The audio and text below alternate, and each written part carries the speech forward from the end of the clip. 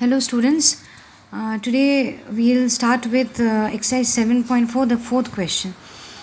Okay, so the diagram is given here in this way. In this problem, given here is ABCD is a quadrilateral, AB is the smallest side and CD is the longest side. We need to prove that this angle A is greater than angle C and angle B is greater than angle D. Now for this sum we need to construct what we will construct here is we will join A and C and B and D.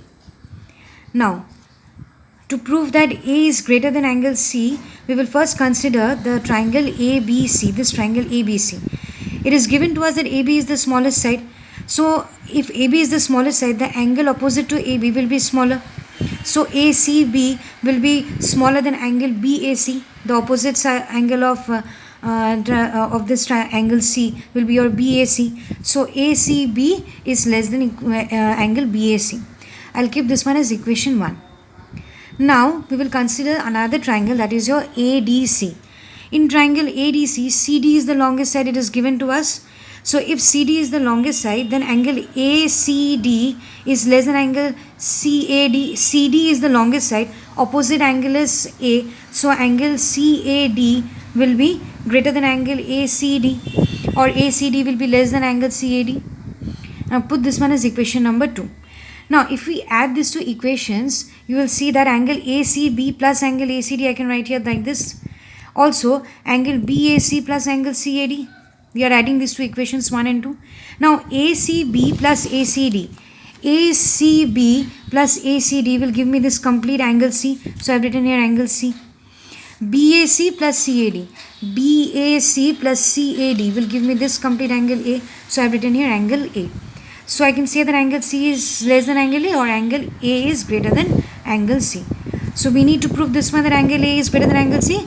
So this is done. Also we need to prove that angle B is greater than angle D. So for this one we will consider that ABD and this triangle BDC. If you take these two triangles, then you can easily prove that angle B is greater than angle D. Just try it by yourself. Since we have done this one, the first one as angle A is greater than angle C, you can also do similarly. You can also prove that angle B is greater than angle D. Right. So now number 4 is done. We'll go to the next sum, that is number 5. Now see here, number 5, this is the diagram. PQR is a triangle. Here PR is greater than PQ and this line PS bisects angle QPR. We need to prove that angle PSR, this angle PSR is greater than PSQ. For this, let us first take the triangle PQS. PQS. We know that the sum of the three angles of a triangle is 180 degrees. So I have written here PQS plus angle PSQ plus angle QPS as 180 degree.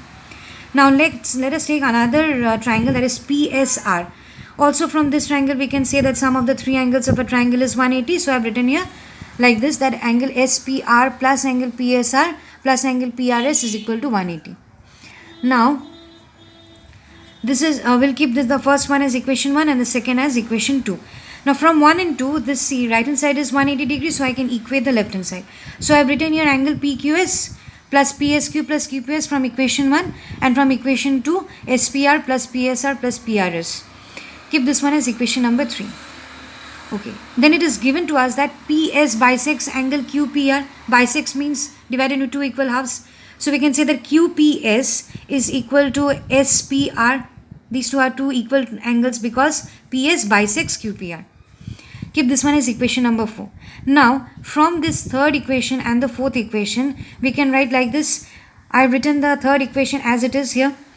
This left hand side and this right hand side. Now see here, in the left hand side we have QPS and in the right hand side we have SPR.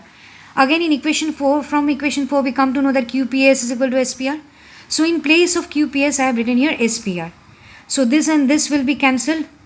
Now remaining is PQS plus PSQ is equal to PSR plus PRS. Keep this one as equation number 5. Also it is given to us that PR is greater than PQ. PR is greater than PQ. That means what? PR, the opposite angle is PQR. So PQR is greater than PQ. What is the opposite angle? PRQ. So PQR is greater than PRQ. PQR is greater than PRQ. Now PQR can be written as PQS, and PRQ can be written as PRS. So I have written here PQS is greater than PRS. Keep this one as equation number 6. Now you will see that from equation 5 and equation C we can say that PSR is greater than PSQ. Since PQS is greater than PRS, so we can say that PSR is greater than PSQ. Right. Okay. Next we'll go to the last sum, that is number 6. See here what is given. AB is a line and P is any point that is not lying on AB, such that PM is perpendicular to AB, and N, this N is any point on AB other than M. M is a point on AB and N is any other point which is not lying together, not equal to M. It is somewhere in the AB line segment, but not equal to M.